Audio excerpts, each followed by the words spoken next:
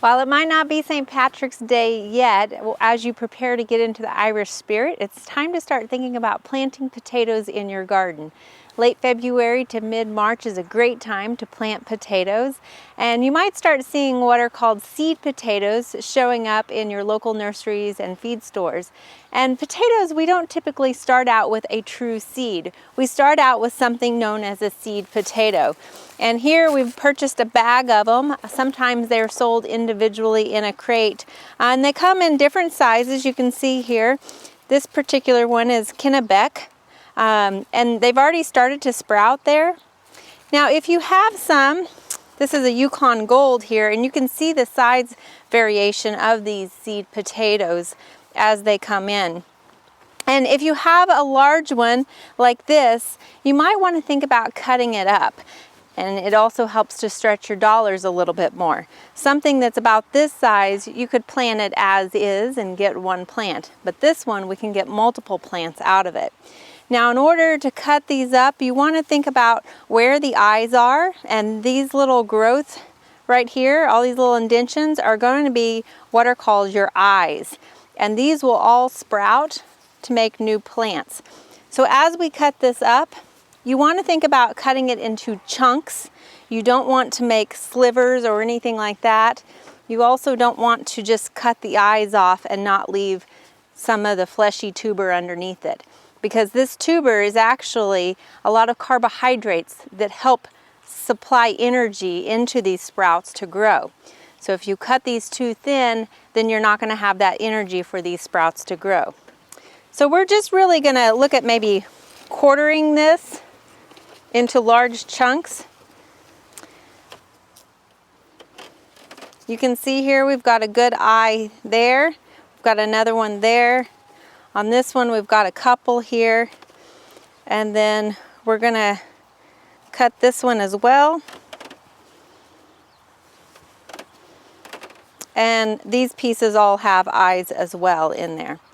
So these are great quarters. You want to cut them into about a 1.5 ounce to 3 ounce piece. So now we can have 4 potatoes out of that one seed potato. Now after you've cut these, they are wet on the inside, so you want to cure these a little bit. And by curing them, what it means is to let them dry out. So this actually is a nice drying rack in order to do that. And you can see here we have some that we cut a couple of days ago, and they've already started to cure over. And so now they're not wet. And this helps prevent bacteria from getting into this seed potato and causing it to rot before it even has a chance to grow. It just kind of creates a leathery covering, it calluses over, and so it's more protected in the soil against that bacteria. Now that does take a couple of days preparation, and if you don't have time for that, another option to do is to go ahead and take these cuttings that you have, get some powdered sulfur or some granular sulfur, and you're going to shake that sulfur around onto those potatoes. And when you pull them out, depending on whether you're using a powder or a granular, it'll stick to the wet side of that potato. And basically sulfur is a little bit acidic, and so it's going to kind of reduce the pH around that exposed area, and it'll help protect it a little bit better from any bacteria that it comes in contact with the soil. And so these you can go ahead and plant in the ground directly. So that's just a little bit of a faster option. Now if you're planting these, again, you want to make sure that there's 1 to 2 eyes on each seed potato. And when you plant them, you want to plant them about 1 foot apart and about 4 to 6 inches deep. We're going to plant ours in a potato tower. You might have heard about this, and so we're going to build one, and we'll show you how to do that. This is the potato tower that we'll be planting our seed potatoes in.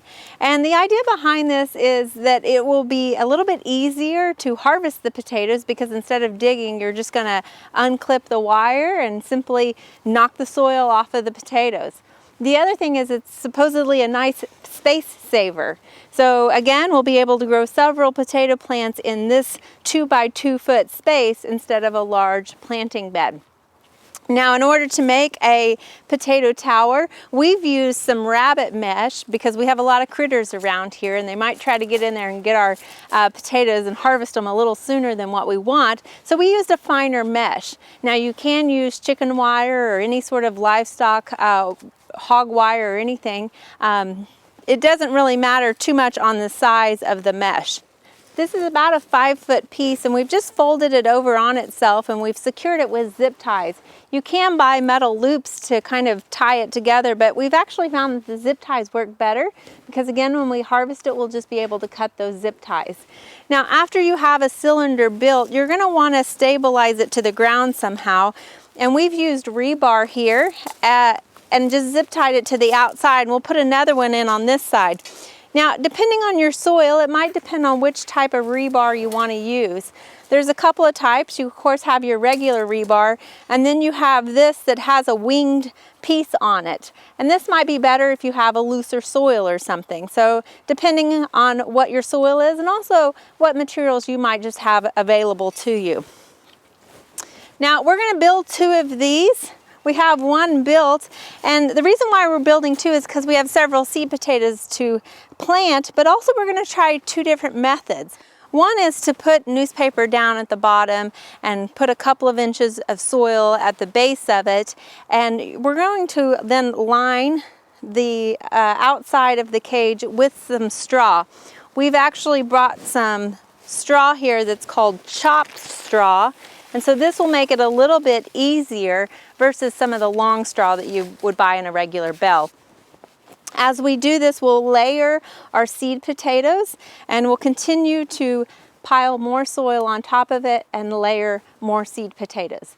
The idea is that each one of those layers of seed potatoes will grow out of the side so the plants will be able to get photosynthesis from the sunlight on the side.